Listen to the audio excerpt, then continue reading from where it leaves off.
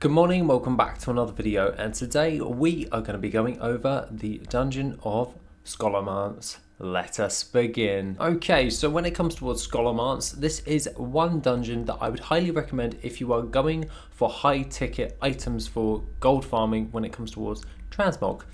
That being said, all you have to do is literally just run into the entrance and turn left. However, I've just noticed that it kind of looks like a Mogu. Never mind.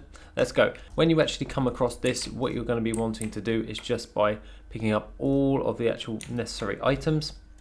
So let's pull up Loot Appraiser right now. That being said, gathering up all of the mobs isn't that hard. Some of the casters are kind of annoying. However, they do tend to pull with some of these bosses.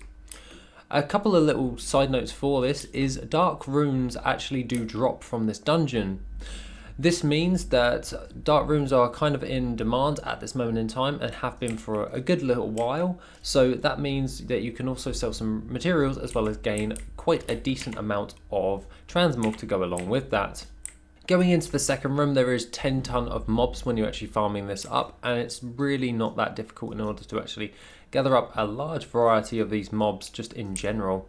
Now if we pull up Worth It, we actually can see that we have 4 different items that we can get obtained from this dungeon that are of note. So the items of note are the Staff of Jordan at 37,000 gold, the Cold Stone Slippers at 158,000 gold, the Tattered Liver Hood for 7,000 gold, and the Icy Tomb Spolders, which is 140,000. So realistically, the items that you really should be going for if you're doing this for high ticket transmog is the Icy Tomb Spolders and the Cold Stone Slippers.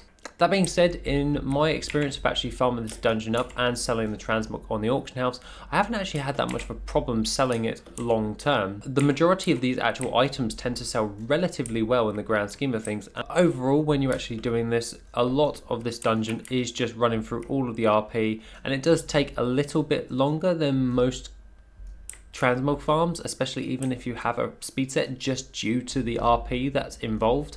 However, the items of note, if you actually obtain said items, can actually pay off really big in the long term, which works out quite well if you are actually lucky enough to get a hold of said item. The only thing that really bugs me with this actual transmog farm is kind of the casters and trying to find a good spot in order to gather them up effectively. Other than that, you shouldn't have that much of a problem actually just farming this instance up because of the RP that actually goes alongside this. However, once you've actually completed said dungeon within and taken out the Dark Master Gandling, all you have to do is just go into your Dreamwalk ability and port in and out of the dungeon to reset the instance, and it should take you roughly around about 50 odd minutes in order to clear. And in about 5 minutes, times that by 10, that's around about 50 minutes. And therefore that means 50 minutes roughly in order to complete the said dungeon.